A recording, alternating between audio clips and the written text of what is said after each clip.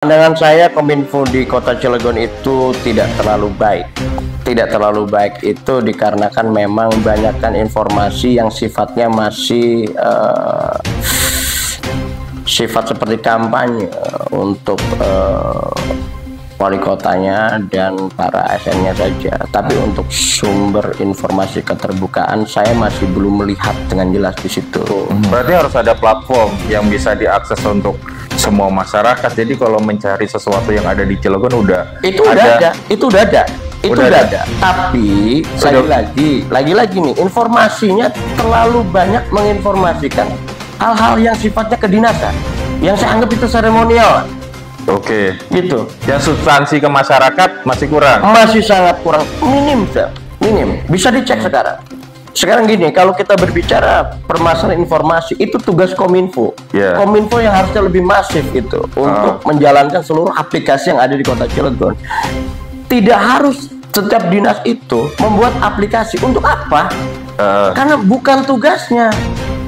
Gitu. Saya pernah bilang ke Kominfo, jangan membuat aplikasi buang-buang anggaran. Cukup Kominfo aja bagaimana caranya Kominfo itu ada platform-platform yang memang bisa dipergunakan untuk setiap dinasnya kalau mau. Cukup dikelola saja oleh Kominfo. Karena Kominfo udah bagiannya. Tapi kalau misalkan Disnaker buat aplikasi, LH buat aplikasi, Dindik buat aplikasi, yang ada seperti itu tadi. Nggak maksimal lah, jelas.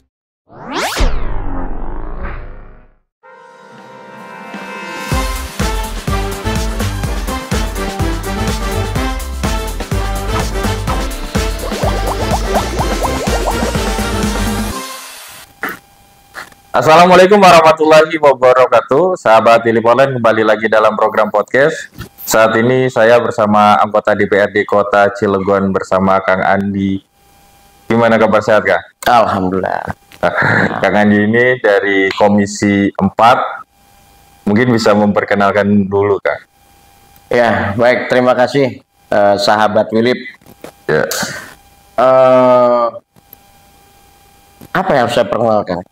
Ya, Kang Andi ini siapa? Oh gitu. Terus sudah berapa lama jadi anggota dewan? Saya sekarang ya. Yoi. Biar sahabat Wilip orang lebih tahu juga. Ya.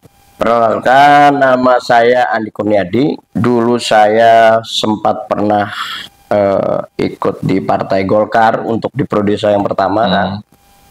Kedua saya di Partai Nasdem dan ketiga juga saya di Partai Nasdem. Jadi alhamdulillah saya sudah dipercaya oleh masyarakat untuk 3 periode ini mengemban aspirasi yang memang ada di khususnya lingkungan Jombang Purwakarta dan untuk umumnya di Kota Cilegon gitu. Saya betul tadi di Komisi 4. Kira-kira saya diundang ke sini ada gerangan apakah? Bukannya kita yang datang ke sini ya? Oh iya betul. Ya. Nah ini Kang, mengenai Komisi 4 ini kan banyak banget ya tupoksi atau yang dikerjakan di Komisi 4. Nah, salah satu yang ingin saya tanyakan adalah dari keterbukaan informasi. Ini kan salah satu yang yang masuk ke Komisi 4 mengenai Dinas Komunikasi dan Statistik. Ya. Nah itu kan salah satu yang kita butuhkan sih dalam pembangunan di Kota Cilegon itu kan masyarakat membutuhkan informasi dari berbagai macam program kerja yang sudah dilakukan atau yang akan dilakukan oleh pemerintah Kota Cilegon. Pandangan Kang Andi seperti apa, Kang? Pandangan saya Kominfo di Kota Cilegon itu tidak terlalu baik. Tidak terlalu baik itu dikarenakan memang banyakkan informasi yang sifatnya masih sifat seperti kampanye untuk wali kotanya dan para ASN-nya saja. Tapi untuk sumber informasi keterbukaan saya masih belum melihat dengan jelas di situ. Dan Kominfo juga ya di situ memang ada banyak sekali kekurangan dikarenakan memang kekurangan dana lah ya, kekurangan anggaran yang memang harusnya itu diberikan kepada Kominfo untuk perbaikan sebuah informasi dan keterbukaan informasi. Jadi kalau misalkan kita berbicara keterbukaan informasi, mungkin masyarakat bisa mengakses itu di Kominfo langsung, kan ada websitenya yang sudah dibuat itu. Hanya saja saya sedikit sedikit kecewa juga, memang keterbukaan informasi itu sangat minim untuk pembangunan ya. Karena saya di Komisi 4 tidak hanya dari informasi juga, tapi pembangunan sangat minim. Jadi itu hanya seperti gelaran untuk sebuah momen-momen seremonial saja, atau momen yang memang momen-momen seperti penghargaan yang diberikan kepada wali kota, penghargaan yang diberikan oleh dinas ini, dinas itu. Menurut saya itu informasi yang tidak terlalu terlalu urgent lah untuk kita masyarakat menyaksikan itu. Tidak terlalu penting itu. Kalau tidak terlalu penting, tapi tidak semasif itu gitu. Harusnya memang ada imbangannya gitu. Harus berimbang antara informasi pembangunan, informasi anggaran, dan informasi penghargaan yang memang didapatkan itu harus.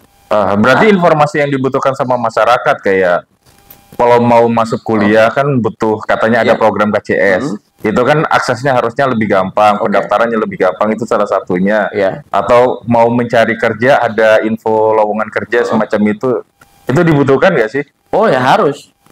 Sebenarnya informasi yang paling penting untuk kita masyarakat, lagi-lagi informasi apa saja sih yang ada di Kota Cilegon? Contoh untuk muatan UMKM, ya kan? Rumah makan, tempat yang memang sekarang bisa dijadikan tempat nongkrong untuk kaum jet ya, kaum jet lah gitu kan. Itu penting untuk kelancaran ekonomi lah, gitu. Terus informasi mencari kerja gitu, itu kan ada di Snaker, ada websitenya tersendiri. Tapi harusnya dibantu juga oleh Kominfo supaya itu lebih masif informasi itu. Karena ya lagi-lagi untuk para kaum jet ini, anak-anak muda ini, kurangnya informasi itu yang akhirnya membuat mereka itu sedikit kebingungan harus bagaimana dan harus di mana untuk mencari informasi-informasi itu. Nah, seperti itu tuh. Berarti harus ada platform yang bisa diakses untuk semua masyarakat. Jadi kalau mencari sesuatu yang ada di Cilegon itu udah ada. Tapi lagi-lagi nih, informasinya terlalu banyak menginformasikan hal-hal yang sifatnya kedinasan, yang saya anggap itu seremonial. Gitu. Yang substansi ke masyarakat masih kurang. Masih sangat kurang, minim. Bisa dicek sekarang. Ya. Kemarin sempat kan di berita ada anggota dewan yang mengkritisi bahwa ada salah satu aplikasi dari dinas koperasi yang ternyata ketika dilihat malah tidak ada isinya. Itu salah satu contoh gitu. Berarti kan butuh sistem sistem informasi yang terintegrasi. Ya, sekarang gini, kalau kita berbicara permasalahan informasi, itu tugas Kominfo. Kominfo yang harusnya lebih masif itu untuk menjalankan seluruh aplikasi yang ada di Kota Cilegon. Tidak harus setiap dinas itu membuat aplikasi. Untuk apa? Karena bukan tugasnya. Gitu. Saya pernah bilang ke Kominfo, jangan membuat aplikasi buang-buang anggaran. Cukup Kominfo aja bagaimana caranya Kominfo itu ada platform-platform yang memang bisa dipergunakan untuk setiap dinasnya kalau mau. Cukup dikelola saja oleh Kominfo. Karena Kominfo udah bagiannya. Tapi kalau misalkan di Snaker buat aplikasi, LH buat aplikasi, Dindik buat aplikasi, yang ada seperti itu tadi. Nggak maksimal lah, jelas. Karena bukan pada tupoksinya. Saya kemarin itu dapat kata-kata yang bagus itu. Dan kata-katanya sebenarnya kata-kata yang sering saya dengar. Tapi ya baru saya ingat lagi karena kemarin baru diingatkan gitu. Pak Dewan, memang segala sesuatu itu harus diserahkan kepada ahlinya. Tunggulah kehancuran bila itu tidak diserahkan kepada ahlinya kan. Gitu. Itu. Tanda-tanda itu sudah ada. Ya. Silakan saja dicerna sendirilah. Nah, berarti kan ya salah satu tugas dewan itu kan bisa bukan mentoring monitor secara langsung. ada teguran langsung ke dinas-dinas yang tidak sesuai. Karena fungsi dewan kan ada 3 tuh. Legislasi, budgeting, dan controlling. Nah, bagian kontrol itu ya yang kita terapkan. Gitu. Nah itu berarti kan ya memang harus ada kesinambungan antara kerja di legislatif sama eksekutif. Betul. Iya, karena kan bagaimanapun juga kalau dinasnya nggak jalan punya kewajiban nih. Nah, ketua anggota dewan untuk negor. Iya jelas. Saya di Komisi 4 nih sebagai anggota. Iya. Tapi saya di Bapeda sebagai ketua Bamperda. Itu jabatan prestis, jangan salah. Nah, di situ juga saya sering membuat suatu terobosan bagaimana caranya. Ini dinas nih dipilah-pilah nih untuk sebuah kinerja.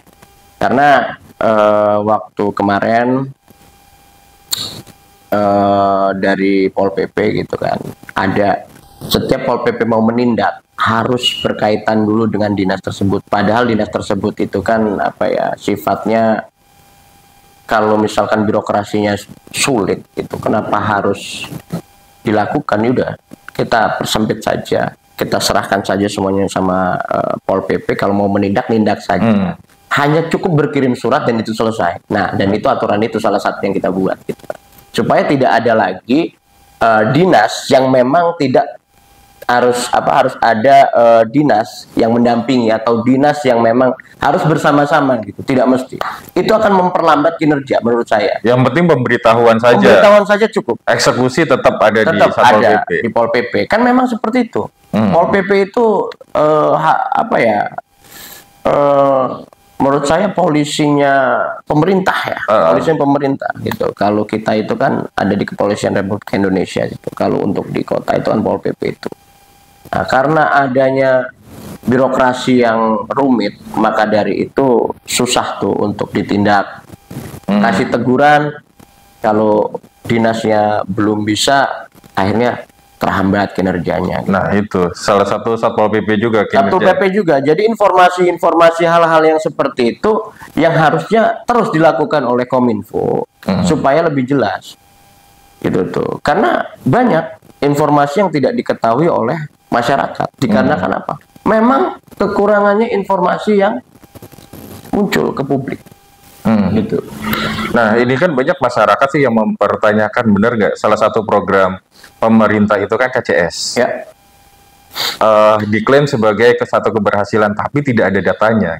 Tidak ada data. Tidak ada data yang konkret yang bisa kita lihat siapa penerimanya. Gitu. Terus kalau tahu kenapa harus ditanyakan ke saya? Ya enggak, maksudnya ini kan nggak ada platform dari Dinas Kominfo untuk menyampaikan data itu siapa saja penerimanya gitu, Kang Dewa.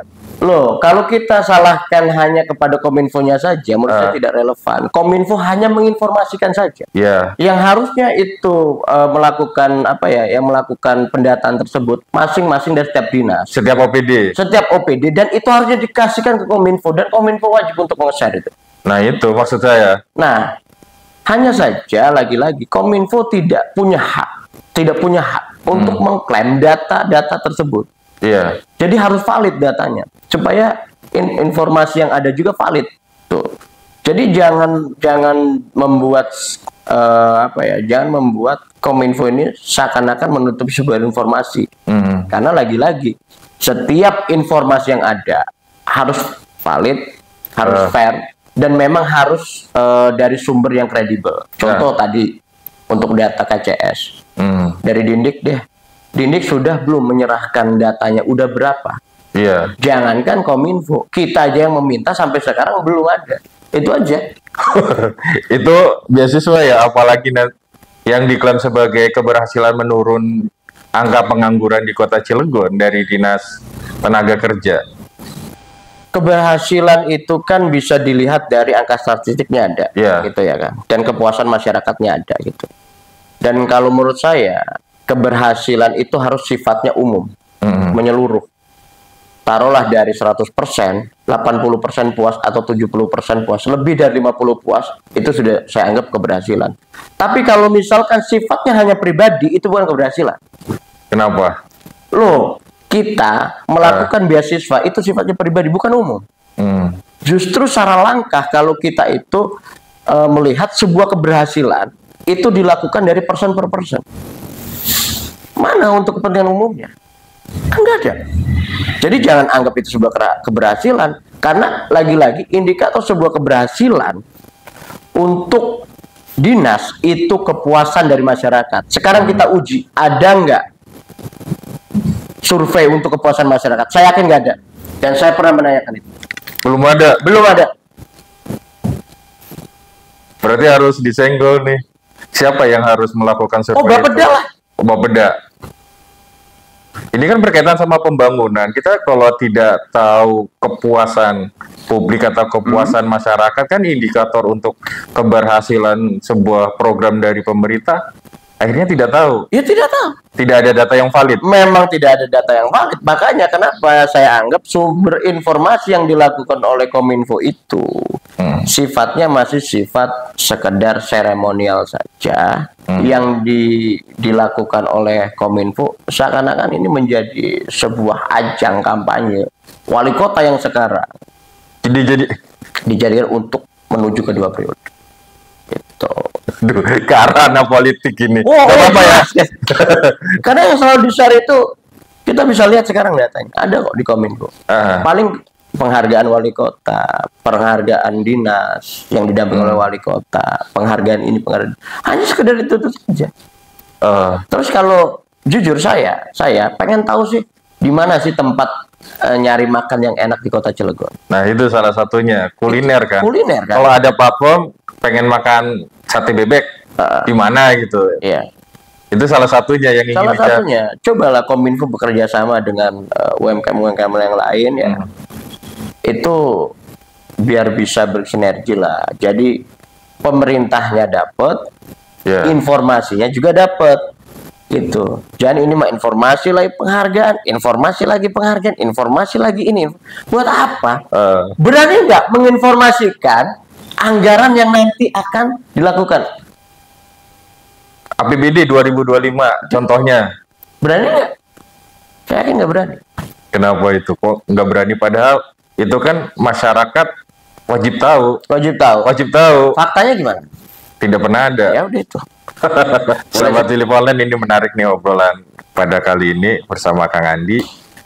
Tadi kita sudah ngebahas mengenai Kominfo. Selanjutnya yang menjadi keluhan masyarakat itu kan lebih banyak pada infrastruktur. Salah satunya adalah perbaikan jalan. Terutama di Kecamatan Purwakarta menuju rumahnya Hasidi dengan kondisi yang seperti itu lagi. Saya kira di bulan Juli ya pernah mendapatkan informasi dari salah satu lurah di sana yang mengatakan bahwa bulan Juli itu akan diperbaiki. Ternyata sampai sekarang tidak. Oke. Kenapa tuh, Kak? Baik, kita runtut dulu permasalahan yang tadi dibahas, yaitu KCS. Lagi-lagi KCS itu programnya semuanya sifatnya yang bersentuhan dengan pribadi. Nah, inilah yang terjadi. Ya, saya pernah mengkritisi terkait masalah kenaikan honor. Efektifnya pada saat kita membuat program secara pribadi yang bersentuhan dengan personnya itu harus mendapatkan sumber dana yang nanti akan digunakan untuk programnya. Oh, berarti harus meningkatkan PAD dulu. Harusnya seperti itu dulu. Jangan dibuat kalau ingin membuat program yang skalanya umum, menyeluruh, gitu. Kalau untuk sifatnya pendidikan dan yang lain-lain, pendidikan gratis itu sifatnya umum.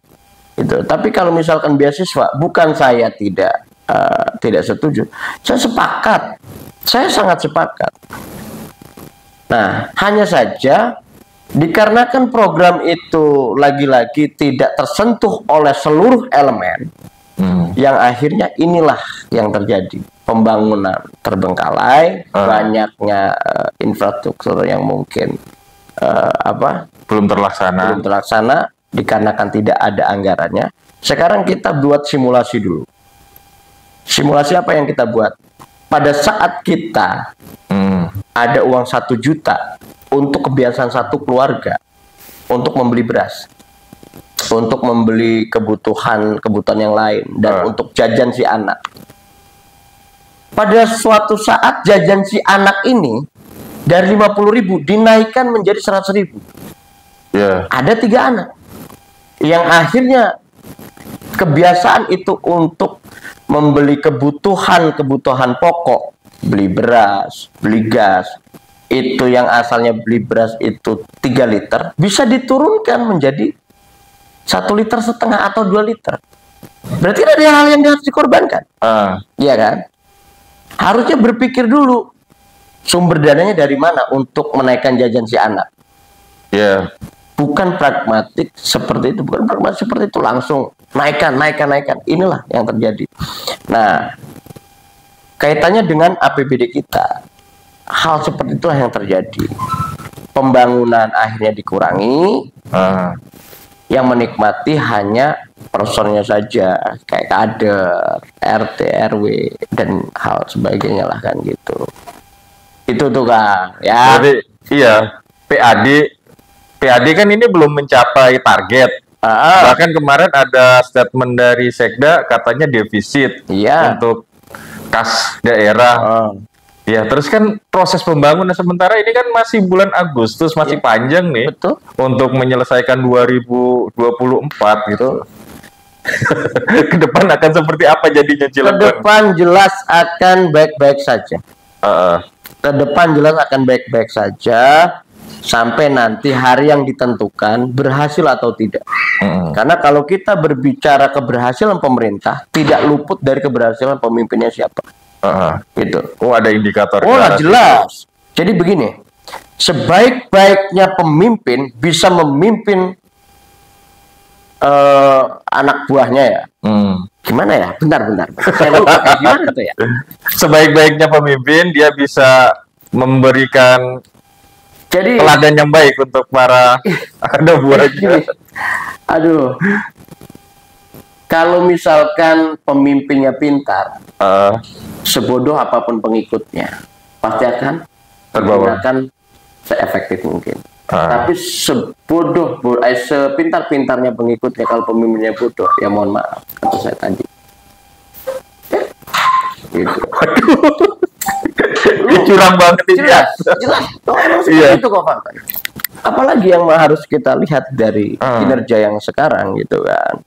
Ya lagi-lagi banyak OPD yang memang sekarang ya mohon maaf dalam tanda kutip banyak kekurangan sekali anggaran, sedangkan untuk satu dinas itu jelas kebutuhannya banyak.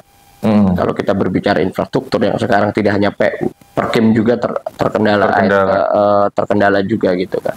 Nah, ini ada lambatnya sebuah pembangunan yang pasti karena anggaran. Karena anggaran. Faktanya defisit. Tapi untuk mereka-mereka yang ya lagi-lagi mohon maaf RT, RW, kader dan lain sebagainya, ya mereka nggak ada terkendala, nggak ada. Mereka mah hanya tinggal menunggu nanti juga keluar honornya. Ya tapi untuk pembangunan menunggu apakah harus tahun lagi? Gitu loh. Iya. Kalau tahun laginya pasti. Apa harus tahun lagi? Kan gitu. Ini kan agak aneh ya, ketika PAD tidak bisa memenuhi target, terus kemudian ada Sekda yang mengatakan bahwa defisit anggaran, tapi kan beberapa tahun sebelumnya banyak anggaran yang tidak terpakai, silva. Jadi kan nggak imbang gitu setiap tahunnya. Oh itu sudah biasa, itu namanya apa ya? Bisa dibilang saya bukan orang manajemen, saya bukan orang akuntansi. Ya begitulah harusnya. Pagu itu emang harus ada. Pagu itu harus ada yang disisahkan. Kalaupun untuk rasionalnya berapa sih yang anggaran itu harus disisahkan? Nah disitulah rasionalitasnya dipertanyakan. Kalau misalkan APBD kita 2 triliun, ternyata masih ada sisa 200 miliar lebih. Nah itu relevan nggak? Gitu loh. Itu sesuai tidak gitu dengan dengan pelajaran akuntansi yang bisa kita dapatkan gitu. Jadi kalau silva harus ada, emang harus ada. Tapi apakah harus sebesar itu? Kelewat besar nggak sih? Oh, kelewat besar jelas. Umumnya silva itu umumnya ya 5% dari anggaran bisa. Bahkan bisa di bawah itu. Nah, itu. Nggak mungkin dong kita pagu semuanya dihabiskan, nggak mungkin. Harus ada yang disisakan dari situ. Oke, ini kan akhirnya kemudian dampak pada pembangunan. Yang dirugikan adalah masyarakat di Kecamatan Purwakarta salah satunya. Ya, lagi-lagi gini lah Kang lah. Kita kalau mau berbicara masalah pembangunan, kita harus melihat dari segi belanja pegawai dan belanja pembangunan. Sinkronisasi aja di situ. Ada nggak informasi itu? Jelas tidak ada. Kita lebih banyak anggaran belanja untuk pegawai loh. Gimana mau merata pembangunan? Gitu. Padahal kan jalan salah satu kebutuhan dasar yang harus terpenuhi. Ya. Karena kalau jalannya bagus, anak-anak yang mau sekolah kan enak. ASIDI mau berangkat kerja kan tanpa tergujlak-gujlak ya. Iya, mending rekel. Tugal bisa sih kilis ini lawas gak payah kali. Nah, itu yang terjadi di lingkungan Kedawung itu, banyak yang kepleset, banyak yang jatuh, akhirnya kan banyak merugikan. Sementara sampai sekarang ternyata itu jalan masih seperti itu aja. Kalau saya di pemerintahan, saya akan bilang begini, oh itu pengendaranya tidak hati-hati. Selesai kan? Iya. Ya kan? Tapi yang kita harus ketahui adalah ada sebab, ada akibat. Iya. Ketidakhati-hatian itu dikarenakan ada sesuatu yang memang dijadikan sebab tersebut.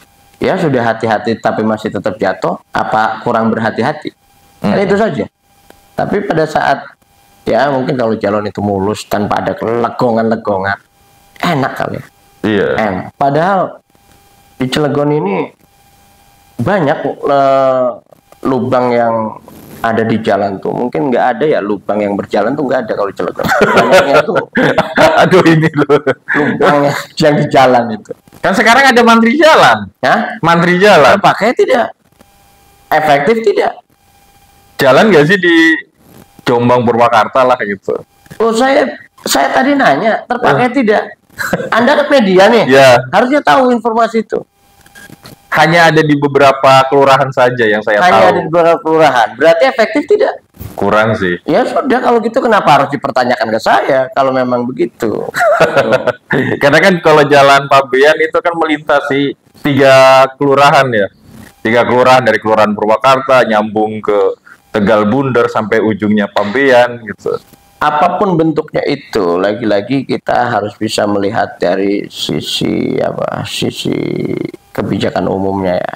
Lagi-lagi kita biasa melakukan anggaran itu kita selalu memperjuangkan hal-hal yang sifatnya kepentingannya umum, tidak pribadi. Itu jarang kita melakukan sesuatu yang sifatnya pribadi. Kita lebih senang melakukan efisiensi anggaran itu di segi segi kebutuhan umum. Enggak, efisiensinya itu bukan dari situ, tapi dari acara-acara yang memang dilakukan oleh itu. Ya, contoh sekarang untuk anggota DPRD karena menyadari anggaran itu kurang, kita sekarang rapatnya di Kota Cilegon, tidak lagi keluar.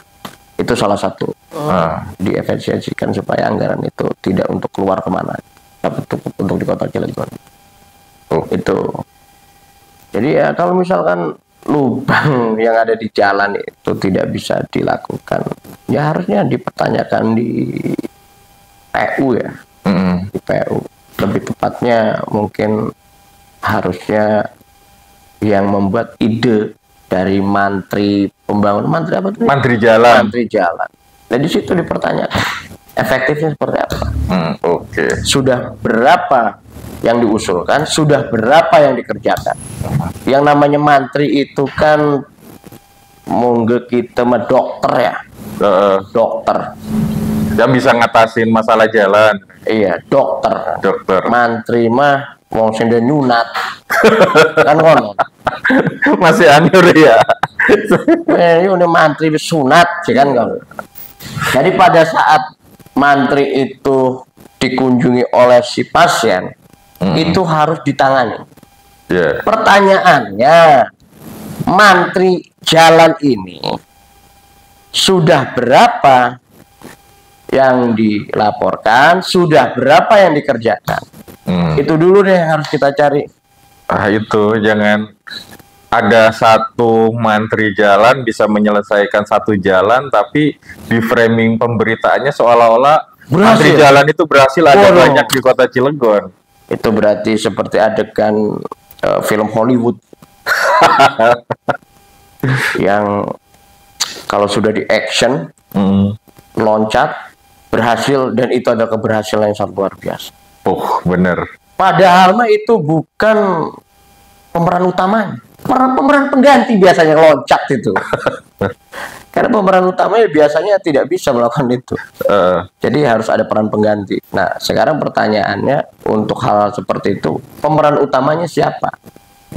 Gitu loh. Apakah pemeran utamanya itu langsung dari dinasnya, langsung dari Bapeda, atau langsung dari atas? Biasanya kalau cari dari atas sih cepat ke bawah. Gitu. Tapi kalau misalkan untuk ke bawah ke atas agak susah tuh. Menarik. Waktu ternyata Kang Dewan. Yes lah. Ya, terakhir statement closing apa yang bisa disampaikan untuk sahabat Philip Online nih? Oke, sahabat Philip, saya hanya ingin beberapa hal di kota Cilegon ini berjalan sesuai dengan koridornya masing-masing. Kalau misalkan semua hal yang dijalankan itu bisa dilakukan dan dianggap sesuai dengan tupoksinya, saya yakin Cilegon ini akan sejahtera. Cilegon ini akan maju. Itu. Siap. Jadi harus ada perubahan yang memang menjadi mutu wali kota kita yang sekarang. Cilegon berubah, ya kan? Perubahan kota Cilegon, dan itu ya memang berubah. Apakah perubahannya turun atau naik? Itu saja masih jadi bahan pertanyaan sampai sekarang. Terima kasih. Oke, terima kasih Pak Dewan. Sehat-sehat, salam ke keluarga. Baik sahabat Philip Online, terima kasih sudah menyimak obrolan kami. Sampai jumpa pada program podcast selanjutnya. Saya Mang Pram, pamit undur diri. Assalamualaikum warahmatullahi wabarakatuh. Waalaikumsalam.